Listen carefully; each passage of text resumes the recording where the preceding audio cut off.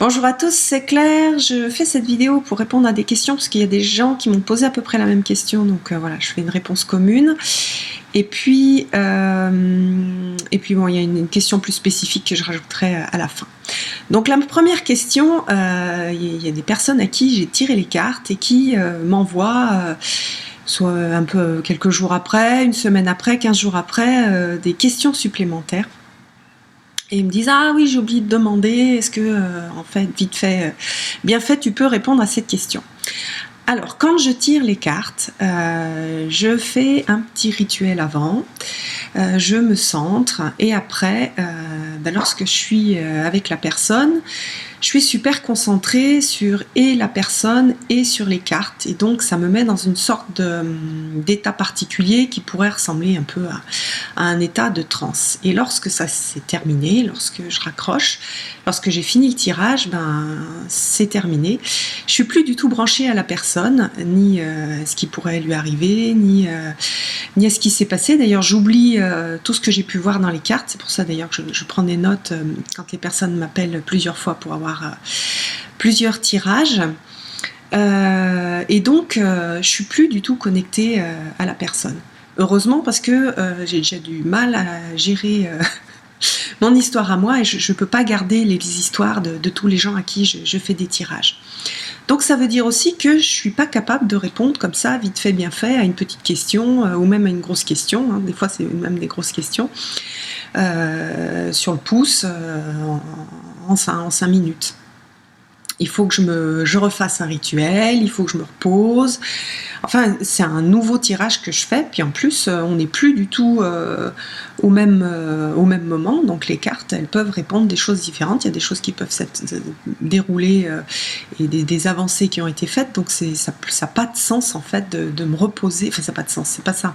Ça a un sens de poser la question, mais ça n'a pas de sens de réutiliser un tirage. Et en plus, moi, je ne suis pas capable de faire une réponse comme ça, vite fait, bien fait. Donc voilà, il faut reprendre, faut qu'on refasse quelque part toute la démarche et qu'on refasse un tirage, et que moi je me remette dans la situation, dans cette sorte de transe pour pouvoir répondre. Donc c'est pour ça que je suis désolée, mais je peux pas répondre à d'autres questions si vous avez oublié des choses ou si vous vouliez explorer des choses plus précisément. Donc je vous conseille, quand vous avez un tirage avec moi, de bien réfléchir avant et de d'écrire toutes les questions que vous voulez me poser pour pas en oublier. Voilà. Donc ça, c'est la première question. La deuxième question, il y a des gens qui me demandent: oui, on aimerait bien, on a un nouveau jeu, on ne sait pas bien se servir des cartes, comment est-ce qu'on fait? Alors, mon conseil, c'est d'abord aller voir sur ma chaîne. Il y a toute une partie où où j'ai fait des tutoriels, des tutoriaux, je sais pas comment on dit, des tutos, voilà, c'est mieux. Et où j'ai fait des tutos pour apprendre. Et donc, regarder le projet 40, regarder la signification de toutes les arcanes majeures, essayer les tirages que j'ai proposés. D'ailleurs, il y a des personnes qui l'ont fait, qui m'en ont demandé d'autres. Donc là, je trouve ça chouette. Donc commencez déjà par faire ça, et puis à lire le livre, à lire les significations des cartes, à faire les essais de tirage qui sont proposés dans le livre que vous avez acheté. Et puis voilà, allez voir toutes les vidéos qui sont dans la partie tutoriel sur ma chaîne. Déjà, vous aurez fait un bon boulot et ça vous prendra déjà pas mal de temps. Donc voilà, ça c'est la deuxième question.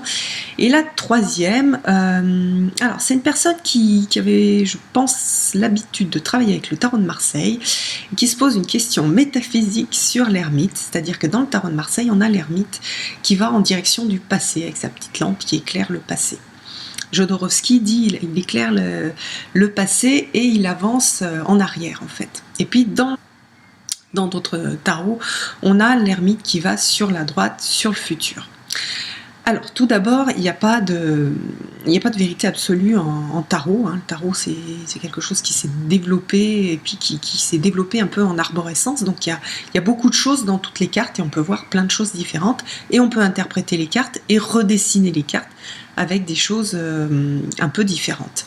Donc pour moi, l'ermite, il est en effet, il éclaire le passé, il va travailler sur le passé, c'est un travail personnel, hein. L'ermite, c'est le travail personnel, c'est le travail thérapeutique, etc. Donc c'est vrai qu'on est comment dire, orienté vers le passé, vers l'inconscient, vers des choses qui sont, oui, qui sont plutôt de l'ordre de ce qui s'est passé et de comment on les a vécues, etc. Mais l'ermite, il permet aussi d'avancer à partir de ça. Donc il est aussi avec sa petite lumière qu'il a obtenue en faisant un travail d'introversion et de travail sur soi, donc un travail plutôt tourné vers le passé, mais il va permettre d'avancer avec sa petite lampe, avec tout ce qu'il a pu apprendre, hein, cette lampe qui est très faible, hein, c'est pas du tout le soleil, la lampe de l'ermite, il va pouvoir avancer vers le futur, à la lumière de ce qu'il a découvert dans ce travail personnel. Voilà, j'espère que cette petite vidéo aura répondu aux questions de toutes ces personnes qui me les ont posées. Et puis je vous donne rendez-vous pour une prochaine vidéo. Bye bye!